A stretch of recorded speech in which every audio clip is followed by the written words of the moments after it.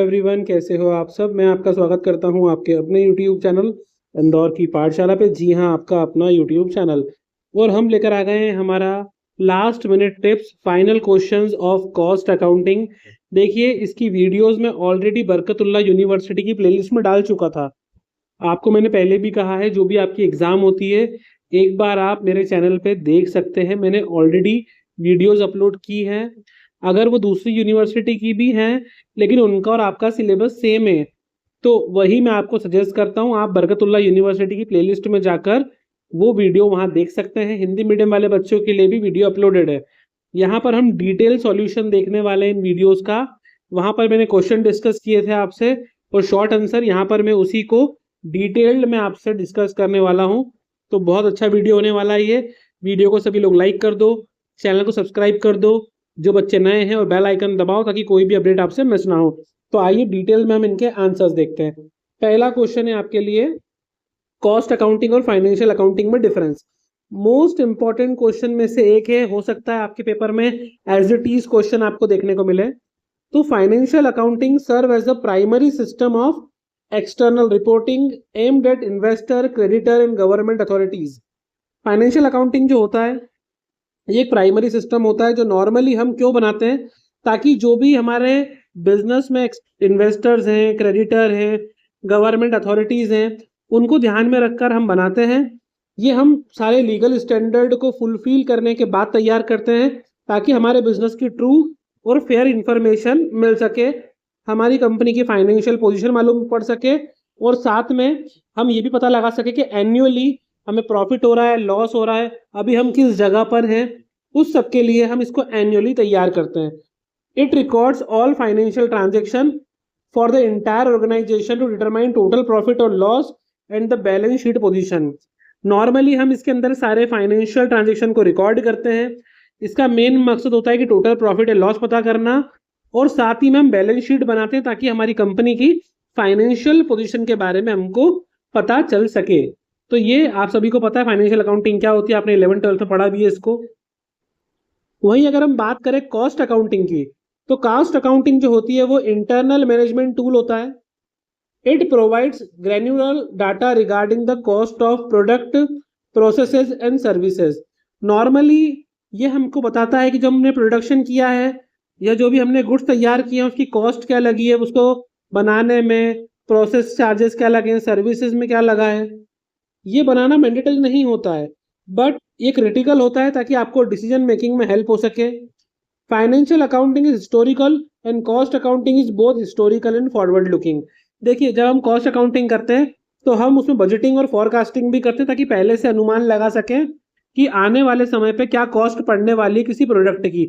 इसका मेन मकसद क्या होता है कॉस्ट अकाउंटिंग का, ताकि हम पहले से जो प्रोडक्ट बना रहे हैं उसकी कॉस्ट के बारे में पता लगा सकें, कॉस्ट को कंट्रोल कर सकें, कॉस्ट को कम कर सकें, प्रॉपर मैनेजमेंट कर सके जो हमको इन्फॉर्मेशन मिल रही है, ताकि फिर हमको सेलिंग प्राइस पता चल जाएगी और इम्प्रूव कर पाएंगे हम ऑपरेशनल एफिशिएंसी। देखिए, अगर आप कॉस्ट अकाउंटिंग कर लेते हैं तो आपको ये पता चल जाता है कि जो भी प्रोडक्ट आपने परचेस किया है या जो आपने मैन्युफैक्चरर किया है उसकी क्या कॉस्ट लगी आपको, सारे एक्सपेंसेस मिला के। फिर आप उसमें अपना खुद का प्रॉफिट ऐड करके आप सेलिंग प्राइस निकालते हो ताकि प्रोडक्ट को कस्टमर को सेल कर सको। देखो, इसी क्वेश्चन को मैं आपको इजी लैंग्वेज में भी बता देता हूँ एक बार। ये देखिए, ये उसी क्वेश्चन को मैंने इजी लैंग्वेज में भी बना के रखा है। क्या होता है कि सब बच्चों की इंग्लिश बहुत ज़्यादा अच्छी नहीं होती है, वो कोई बच्चे बस ये चाहते हैं कि सर आप एक बार इजी लैंग्वेज में समझा दो, तो ये इजी लैंग्वेज में है। देखिए, फाइनेंशियल अकाउंटिंग का फोकस होता है कि आपको इन्फॉर्मेशन प्रोवाइड करना है, किसको, हमारे सारे स्टेक होल्डर्स को। उनमें इन्वेस्टर भी आएंगे, क्रेडिटर भी आएंगे, गवर्नमेंट भी आएगी। किस तरीके से, तो आपको उसके लिए फाइनेंशियल स्टेटमेंट तैयार करना है, उसमें ट्रेडिंग, P&L, बैलेंस शीट सब कुछ आता है। ये कंपलसरी होता है बेटा बाय लॉ, और ये हिस्टोरिकल नेचर का होता है। हिस्टोरिकल नेचर का मतलब क्या होता है कि जो जो चीज़ें हुई हैं उसी के ऊपर बेस्ड करके आप बैलेंस शीट बनाते हो। इसमें फ्यूचर की चीज़ों का अनुमान नहीं लगाया जाता, ना बजटिंग ना फोरकास्टिंग। अब कॉस्ट अकाउंटिंग की बात करें तो ये इंटरनल मैनेजमेंट के लिए यूजफुल होता है। ये क्या प्रोवाइड करता है, ये हमको डिटेल एनालिसिस प्रोवाइड करता है अबाउट द कॉस्ट। इससे हम प्लानिंग कर सकते हैं, कंट्रोलिंग कर सकते हैं, डिसीजन मेकिंग कर सकते हैं कि प्रोडक्ट की प्राइसिंग क्या करना है, कॉस्ट कैसे कम करना है। ये कंपलसरी या लीगली बाउंड नहीं होता, लेकिन फिर भी असेंशियल होता है ताकि आपका कम खर्चे में बेटर काम हो सके। इजी लैंग्वेज थी है। सेकेंड क्वेश्चन भी इजी लैंग्वेज में ही कर लेते हैं हम। एबीसी एनालिसिस क्या होती है? ABC analysis is an inventory management technique. तो ये एक इन्वेंट्री को मैनेज करने की एक टेक्निक या तरीका होता है जो based on the Pareto's principle 80-20 rule, जो पेरेटो के सिद्धांत के ऊपर आधारित है। इसको हमने इन्वेंट्री को 3 कैटेगरीज में जो है डिवाइड करके रखा है, कैटेगरी ए, बी और सी, और उसी के नाम पे इसका नाम है एबीसी एनालिसिस। कैटेगरी ए जो है उसमें हाई वैल्यू के आइटम आते हैं, इनकी वैल्यू ज्यादा होती है पर इनकी क्वांटिटी क्या होती है? कम। It requires strict control and frequent review. इन पे कंट्रोलिंग बहुत जरूरी होती है और बार बार इनका रिव्यू भी करना पड़ता है। कैटेगरी बी, इनमें मीडियम वैल्यू के आइटम्स आते हैं, इनकी क्वांटिटी ना बहुत ज्यादा होती है ना बहुत कम होती है, मॉडरेट क्वांटिटी होती है और इन पे कंट्रोल भी मॉडरेट ही होता है।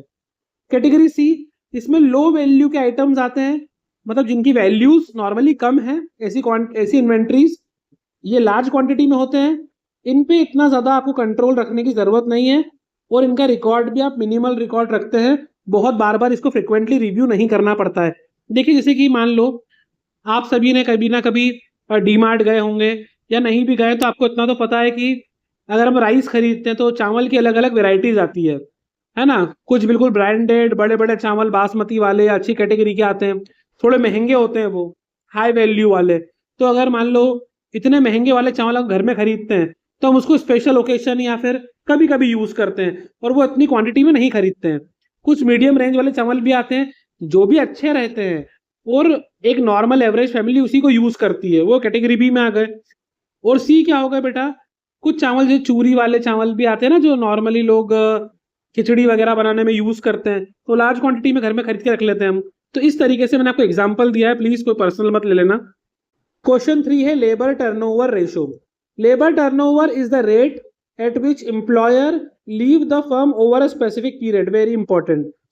लेबर टर्नओवर का मतलब होता है बेटा कि अगर आपकी कंपनी में जो एम्प्लॉय काम कर रहे हैं वो एम्प्लॉय अगर किसी स्पेसिफिक पीरियड में, मान लो मैंने देखा कि एक साल में कितने एम्प्लॉयज हैं जो कंपनी छोड़ के जा चुके हैं, तो उस रेट को बोलते हैं लेबर टर्नओवर।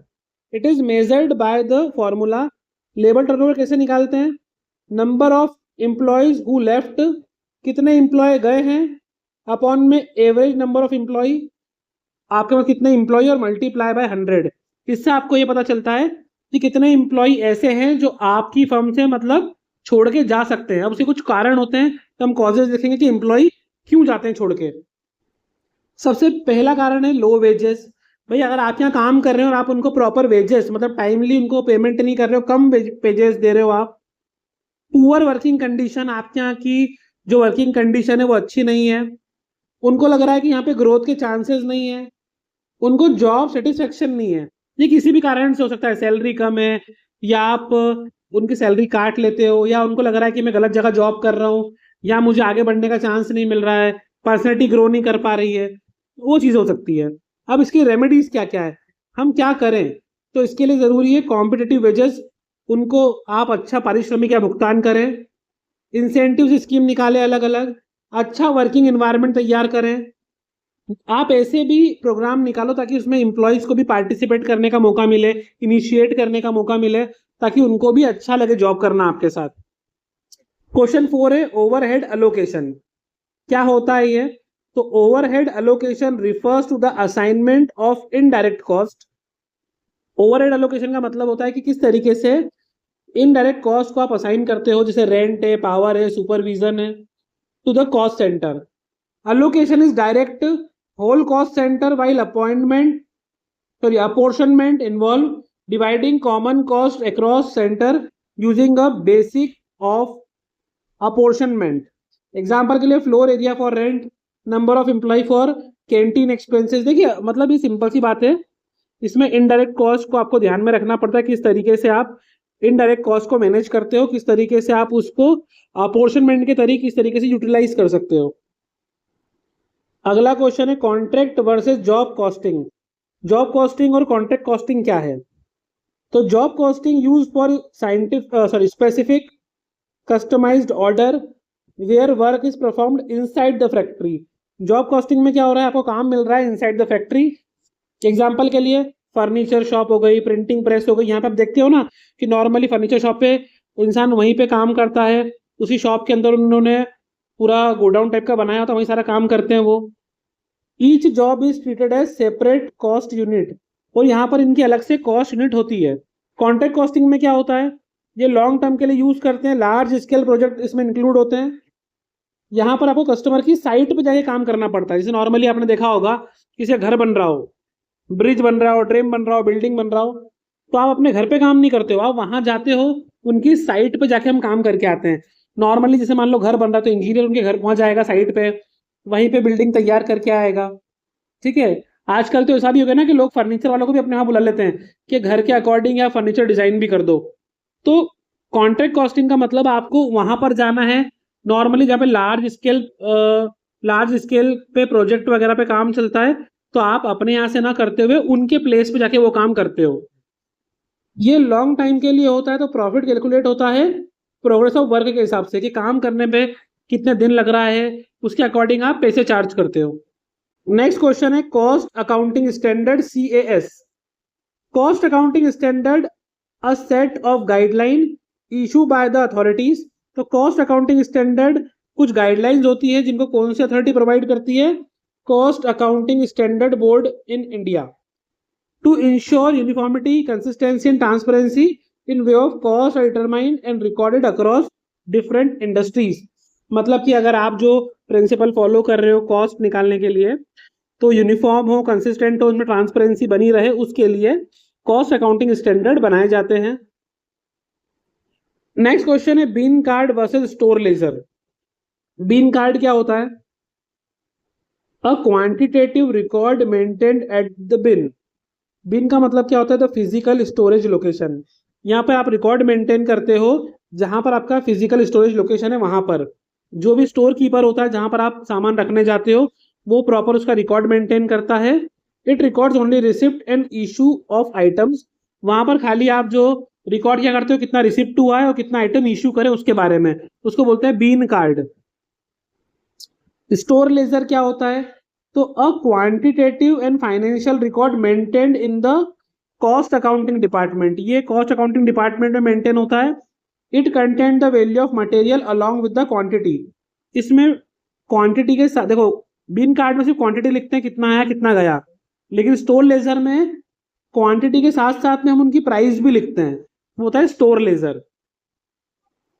नेक्स्ट क्वेश्चन है machine hour rate. This is a method of absorbing factories overhead into production based on time a machine spend on a job. देखिए इसमें क्या होता है, नॉर्मली आप ये देखते हो कि जब आपने जो फैक्ट्री ओवरहेड वगैरह निकाले हैं, इनडायरेक्ट कॉस्टिंग जो लग रही है प्रोडक्शन के समय, तो मशीन का कितना यूज हो रहा है। It is calculated by dividing the total estimate expenses. इसमें क्या करते हो, आप पहले निकालते हो कि टोटल एस्टिमेट एक्सपेंसेस कितनी होने वाली है, उसमें स्टैंडिंग चार्ज भी होते हैं, रनिंग एक्सपेंसेस भी होते हैं, और उसको डिवाइड कर देते हो एस्टिमेटेड इफेक्टिव मशीन आवर कि कितने घंटे वो मशीन चली है उसके हिसाब से, तो आपको मशीन आवर रेट मिल जाता है। नेक्स्ट है cost reconciliation. In many business financial accounting and cost accounting are kept separately. बहुत जगहों पे क्या होता है, फाइनेंशियल अकाउंटिंग अलग हो रही है, कॉस्ट अकाउंटिंग अलग हो रही है। Financial profit often different from cost profit due to different treatment of expenses. कई बार क्या होता है, आपका जो फाइनेंशियल अकाउंटिंग है वो अलग प्रॉफिट दिखा रहा है, कॉस्ट अकाउंटिंग जो है वो अलग प्रॉफिट दिखा रहा है, क्योंकि उसमें कुछ एक्सपेंसेस का ट्रीटमेंट होता है, जैसे डेप्रीसिएशन, इंटरेस्ट, इनका, तो इनको रिकंसाइल करना जरूरी होता है। तो रिकंसाइल का मतलब होता है कि इन दोनों के रिजल्ट को आप मिलाओ, मैच करो, ताकि एक्यूरेसी मिले कि वाकई में हमारा प्रॉफिट कितना है या लॉस कितना है। उसके लिए आपको कॉस्ट और फाइनेंशियल दोनों अकाउंटिंग को रिकंसाइल करना जरूरी है। नेक्स्ट क्वेश्चन है direct and indirect cost. Direct cost क्या होती है, expenses that can be easily and accurately identify with a specific cost unit.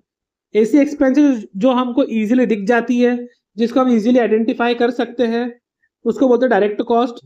जैसे रॉ मटेरियल लाने में कितना पैसा लगा, लेबर कितने लगे उसके अंदर उसको बनाने में, तो ये प्राइम कॉस्ट के अंदर भी आती है। इनडायरेक्ट कॉस्ट क्या होता है, ऐसी कॉस्ट जो इजीली आइडेंटिफाई नहीं होती है, जैसे फैक्ट्री के मैनेजर की सैलरी, फैक्ट्री की लाइटिंग वगैरह, these are spread across various jobs as overhead. देखिए अभी तो ये थ्योरी पड़ी है, अब मैं आपको इसके न्यूमेरिकल का टॉपिक बताने वाला हूं और समझाने वाला हूं उनके फॉर्मूलेज। वीडियो को पूरा एंड तक देखना जरूरी है। जो बच्चे सिर्फ स्क्रीनशॉट ले रहे हैं वो फंस जाएंगे कल के पेपर में। जैसे कि कुछ बच्चे फाइनेंशियल अकाउंटिंग के पेपर में फंस गए थे, मैंने उनको क्लियरली बताया था कि न्यूमेरिकल ज्यादा आने वाले हैं, बट फिर भी आपने मेरी बात नहीं मानी होगी। देखो जिन बच्चों ने मेरी बात मान के जो टॉपिक मैंने बताए थे, फाइनल अकाउंट वाला टॉपिक मैंने आपको बोला था कर लेना 100%, डेप्रीसिएशन का बिल्कुल बोला था, जर्नल एंट्री आपको मैंने बोली थी करने के लिए, वैसे के वैसे क्वेश्चन पेपर में आए थे, रॉयल्टी अकाउंट भी। तो अगर आप अभी मेरी बात मान लेते हैं तो कल का पेपर अच्छा जाने वाला है कि उसमें भी न्यूमेरिकल आपको आएंगे। तो आइए उस पार्ट पे बढ़ते हैं। वीडियो को लाइक कर दीजिए अभी तक जिसने लाइक नहीं करा हो। तो यहां से हम एक्सप्लेन करने वाले हैं न्यूमेरिकल इंपॉर्टेंट जो वेरी वेरी इंपॉर्टेंट है आपके एग्जाम के लिए। पहला कॉस्ट शीट, ये तो आपको डेफिनेटली बनाने को आने वाली है। क्वेश्चन ध्यान से पढ़ना है इसका, एक ना एक न्यूमेरिकल इससे आपको लॉन्ग में मिलेगा ही मिलेगा। आप एक बार प्लीज इसको बनाने की प्रैक्टिस कर लेना। Cost sheet is a statement prepare to a certain total cost of product to determine the selling price. तो कॉस्ट शीट क्या होती है? एक स्टेटमेंट होती है जो हम इसलिए बनाते हैं ताकि किसी प्रोडक्ट की टोटल कॉस्ट हमको मिल जाए और उसके द्वारा हम सेलिंग प्राइस निकाल सकें। अब जो इसका स्ट्रक्चर होता है बहुत इजी होता है, उसको ब्रेक डाउन करके हम लाएं विद फॉर्मूला। सबसे पहले आपको निकालना होती है प्राइम कॉस्ट। वो कैसे निकालते हैं? Direct material, direct labour, direct expenses, इन तीनों को आप प्लस कर लो, सीधे आपको मिल जाएगी प्राइम कॉस्ट। तो जैसे ही आपने प्राइम कॉस्ट निकाली, सेकंड काम है फैक्ट्री कॉस्ट निकालना। तो प्राइम कॉस्ट में जैसे यहाँ फैक्ट्री ओवरहेड को ऐड कर देते हो, आपको मिल जाती है फैक्ट्री कॉस्ट। फैक्ट्री कॉस्ट के बाद आपको निकालना होता है कॉस्ट ऑफ प्रोडक्शन, जिसके लिए फैक्ट्री कॉस्ट में आपको ऐड कर देना है एडमिनिस्ट्रेटिव ओवरहेड्स। ठीक है, जैसे ही आपने निकाल लिया cost of production, then last step है total cost. Cost of production में आपको ऐड कर देना है सेलिंग एंड डिस्ट्रीब्यूशन ओवरहेड। बस ये 4 स्टेप बहुत इजी है, इनको आप फॉलो करके इजीली कॉस्ट शीट बना सकते हो और पूरे मार्क्स ले सकते हो। एग्जाम पॉइंट ऑफ व्यू से बहुत बहुत इंपॉर्टेंट है और काफी इजी है। एक बार आप कोई भी क्वेश्चन ट्राई कर लो क्योंकि बोनस के नंबर है इसके। Second question EOQ, very very very important, economic order quantity. EOQ is an optimal order size that minimize total inventory management cost। तो नॉर्मली EOQ क्या करता है? यह आपको एक ऐसे ऑर्डर साइज के बारे में बताता है जिससे कि आपका जो टोटल इन्वेंट्री मैनेजमेंट कॉस्ट है वो कम से कम हो सके। अब इसके अंदर क्या क्या आता है? ऑर्डरिंग कॉस्ट भी आता है और होल्डिंग कॉस्ट भी आता है। इसको निकालने का फॉर्मूला बहुत ईजी होता है और ये भी आपको फालतू के नंबर है क्योंकि बहुत ईजी है। वो तो क्या बच्चे न्यूमेरिकल देख के छोड़ देते हैं, बट अगर आप एक बार समझ लोगे तो कर सकते हो। यहाँ देखिए EOQ निकालना है तो पहले आपको स्क्वायर रूट निकालना है। स्क्वायर रूट के अंदर लिखना है आपको 2AO। ए मतलब एनुअल डिमांड, O मतलब ऑर्डरिंग कॉस्ट, और 2 से आपको उसको मल्टीप्लाई कर देना है 2AO, और उसको डिवाइड करना है holding cost per unit per annum, मतलब आप यहाँ C लिख सकते हो। बस आपको इतना कर देना है, आपका आंसर सामने आ जाएगा। कैसे? देखो एग्जाम्पल में करके दिखाता हूँ। इफ एनुअल डिमांड इज 1000, आपकी एनुअल डिमांड कितनी है? 1000। पहले हमने एक रूट बनाया, 2 लिखा, मल्टीप्लाई बाय एनुअल डिमांड है 1000, वो लिख दिया, मल्टीप्लाई ऑर्डरिंग कॉस्ट कितनी है आपकी 10, वो आपने लिख दिया, और डिवाइड करना है आपको होल्डिंग कॉस्ट से जो है आपकी 2। अब यहाँ देखो 2 से 2 कैंसिल कर दिया, यहाँ पे रूट में आ गया 10,000। आप सबको पता होता है रूट का मतलब होता है कि आपको फैक्टर निकाल के दो दो के पेयर बनाना है। यहाँ पर तो ये 2 0 का एक पेयर, 2 0 का एक पेयर, सीधा 100 बाहर निकल जाएगा। आपका आंसर आ गया 100 यूनिट्स। बस इतना सा करना है आपको। फॉर्मूला कितना ईजी है? 2AO अपॉन में C, नहीं तो आप पूरा लिख लो 2 multiply annual demand multiply ordering cost divide by holding cost per unit. इतना इजी क्वेश्चन है, यह आपको शॉर्ट में भी आ सकता है और लॉन्ग के पोर्शन में भी आ सकता है। नेक्स्ट क्वेश्चन है आपका हेल्थ से इंसेंटिव प्लान, इससे भी आपको क्वेश्चन आ सकता है। देखिए हेल्थ से इंसेंटिव प्लान और रो1 इंसेंटिव प्लान ये शॉर्ट में आ सकती है, दोनों मिलाकर एक क्वेश्चन लॉन्ग में आ सकता है जिसके ए पार्ट में आपको ये दे दें और बी पार्ट में आपको ये दे दें। तो दोनों को निकालने का तरीका आप देख लो।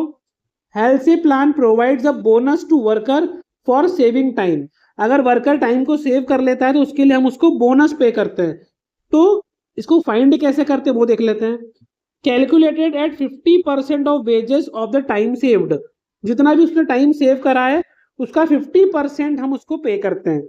तो पहले हमको निकालना पड़ेगा टोटल वेजेस।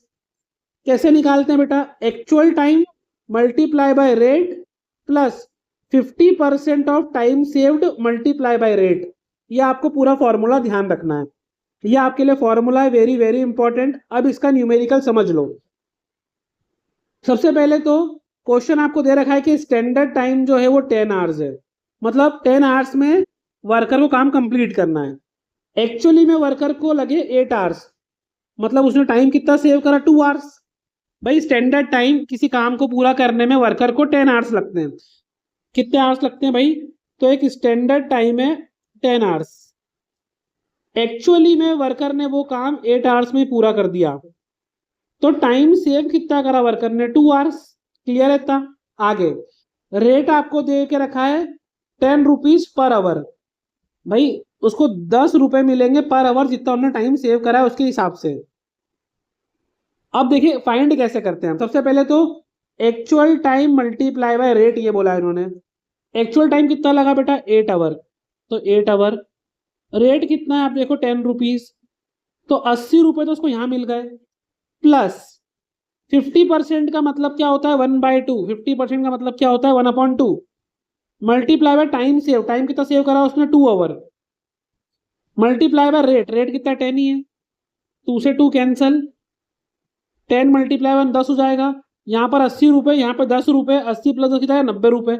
ये आ गया उसके टोटल वेजेस, कुल कमाई उसने इतनी रुपए करी है। इजी है ना क्वेश्चन, एक बार आप ट्राई कर लोगे खुद से तो भी बन जाएगा आपसे। अब नेक्स्ट है हमारे पास Rowan 1 incentive plans. Rowan 1 plan provides a bonus based on proportion of time saved to the standard time के हिसाब से। यहां पर प्रोपोर्शनली पे कर रहा है, वो क्या कर रहा है, प्रोपोर्शनली पे। पहले आप इसका फॉर्मूला देख लो, actual time multiply by rate, वहां पर भी था यहां पर भी है। ये आगे से फॉर्मूला चेंज हो रहा है, time saved divide by standard time.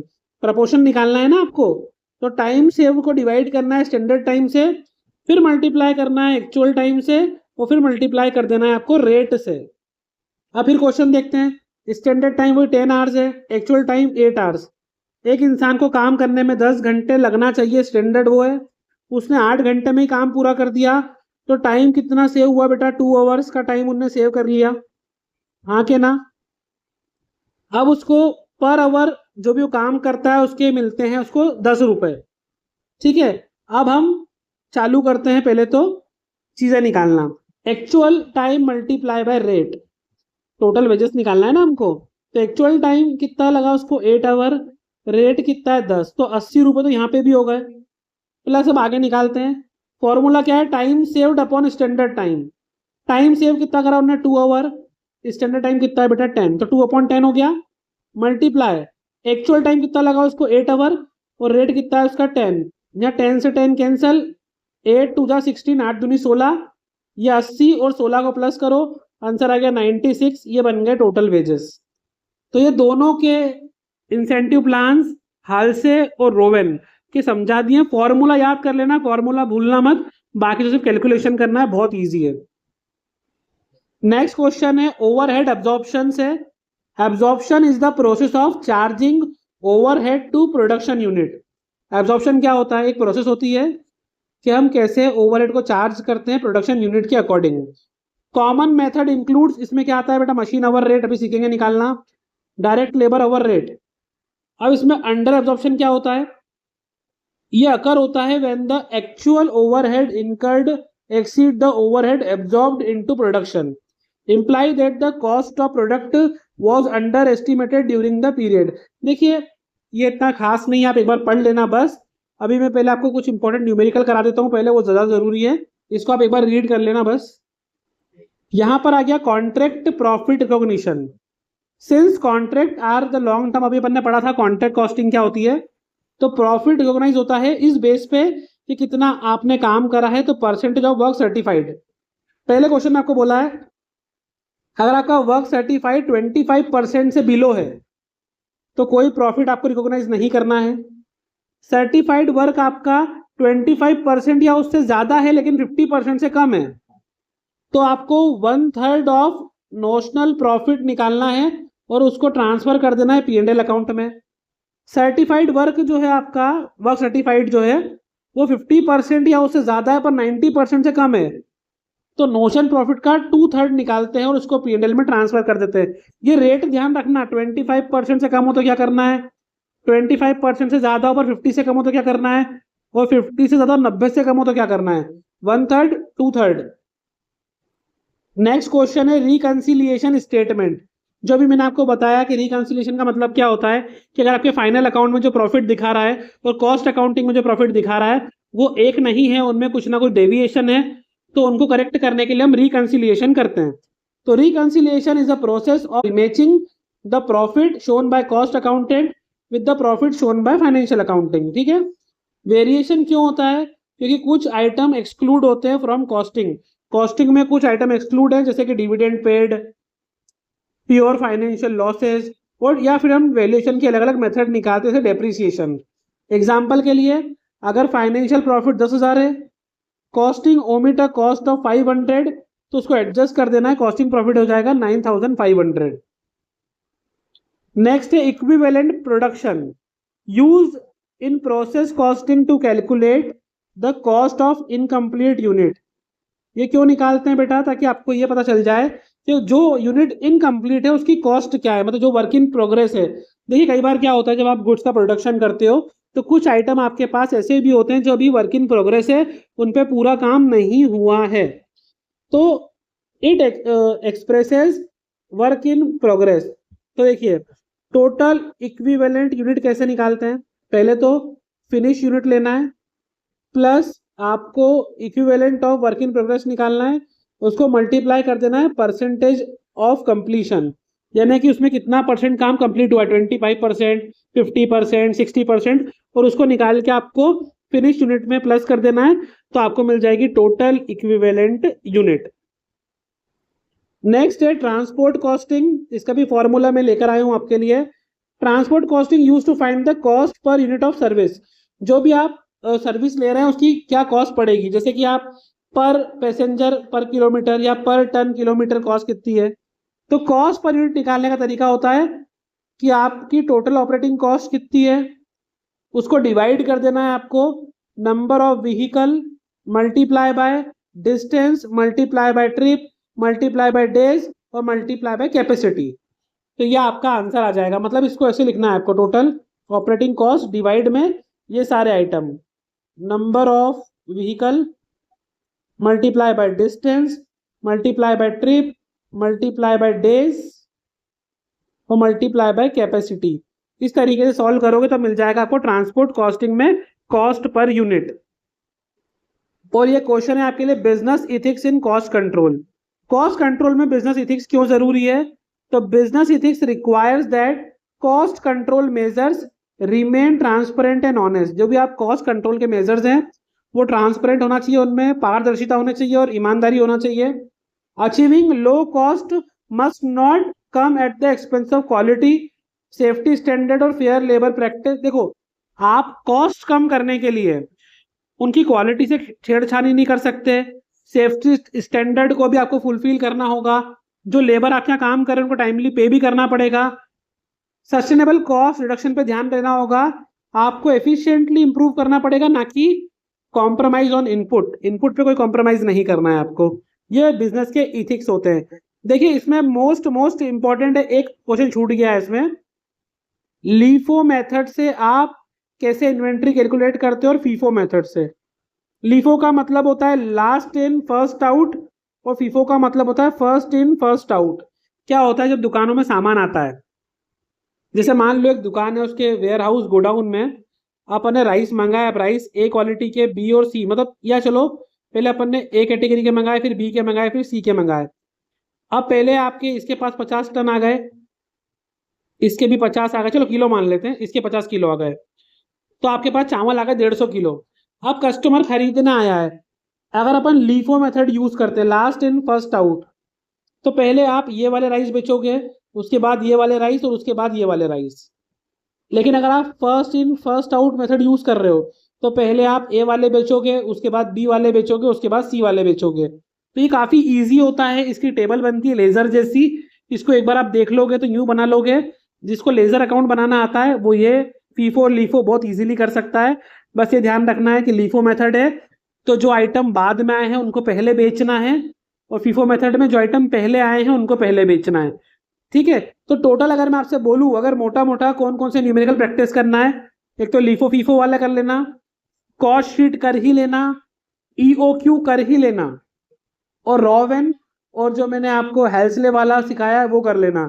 ये टॉप न्यूमेरिकल्स हैं, इनको अगर आप अच्छे से कमांड कर लोगे तो आपका कॉस्ट अकाउंटिंग का पेपर काफी अच्छा जाने वाला है। न्यूमेरिकल इसमें बिल्कुल आएंगे फाइनेंशियल अकाउंटिंग के जैसे ही। ठीक है गाइस, तो ये थे top questions, detail solutions. All the very best. मैं इसको भी बरकतुल्लाह यूनिवर्सिटी की प्लेलिस्ट में डाल रहा हूँ। हिंदी मीडियम वाले बच्चों के लिए ऑलरेडी क्वेश्चन उसमें हैं, तो प्लीज एक बार आप जाकर प्लेलिस्ट चेक कर लीजिए, उसमें हिंदी माध्यम भी लिखा हुआ है, तो प्लीज आप जाके देख लेना। और अगर वीडियो अच्छा लगा हो तो लाइक कर दो, सब्सक्राइब कर दो और बेल आइकन जरूर दबाओ ताकि कोई अपडेट आपसे मिस ना हो। All the very best.